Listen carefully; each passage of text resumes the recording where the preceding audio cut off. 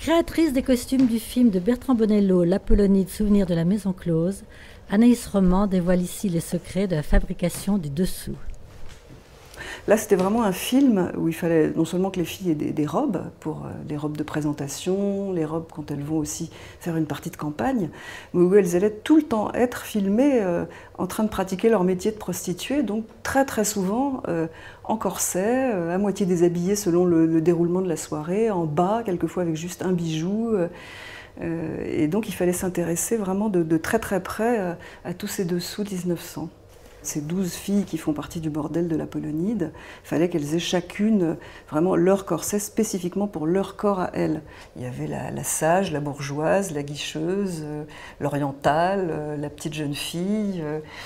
Donc il fallait typer la garde-robe de chaque personnage et évidemment le corset qui tenait tout ça.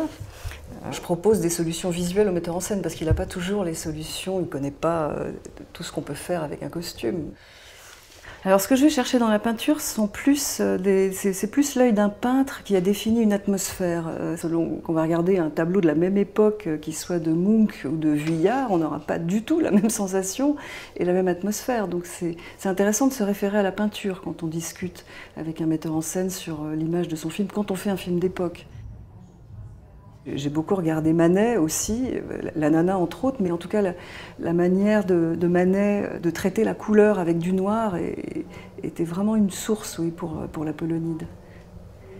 L'idée du bordel aussi, c'était que ce soit un petit théâtre de fantasmes. Il n'y a jamais de nudité complète dans l'Apollonide, il y a toujours une petite chose, une dentelle, un châle, un bijou. On a travaillé avec un bijoutier à fabriquer tous ces bijoux un peu théâtraux. Qu'on voit, les filles de l'Apollonide, on les voit les porter. Voilà, sur la tête, sur les hanches, avec les seins dénudés, avec quelques voiles. Il y avait beaucoup de ceintures qui ressemblent à la fois à des ceintures de chasteté et en même temps à des bijoux un peu orientalistes. Alors après ces bijoux et ces choses un peu théâtrales, le gros du travail, c'était quand même des corsets. Voilà, j'ai fait donc un corset, un dessin, une façon de le décorer. Donc il faut se dire que quand on fabrique un corset, on a juste un bout de tissu. Et après, il faut tout faire. Il faut passer des baleines dans ces tissus, voilà, des baleines d'acier. En 1900, c'était des baleines d'acier. Voilà, c'est un travail un peu de longue haleine parce qu'il faut vraiment effectivement trouver chaque fil pour broder toutes les petites abeilles, chaque ruban, chaque dentelle. Il y a beaucoup de matériaux anciens quand même. Cette plongée dans ce bordel, on devait y croire. Donc pour y croire, il fallait quand même avoir des beaux matériaux, quelque chose qui évoque vraiment cette période-là. Bertrand Bonello a vraiment voulu faire un ensemble de ces 12 filles pensionnaires de ce bordel. Et donc, moi, au point de vue costume, je les ai toutes traitées sur le même pied. C'est-à-dire qu'il n'y en a pas une où j'ai dit, voilà, elle, je vais plus soigner ses costumes que l'autre. Elles étaient toutes traitées de la même manière, absolument comme des rôles de premier plan visuellement.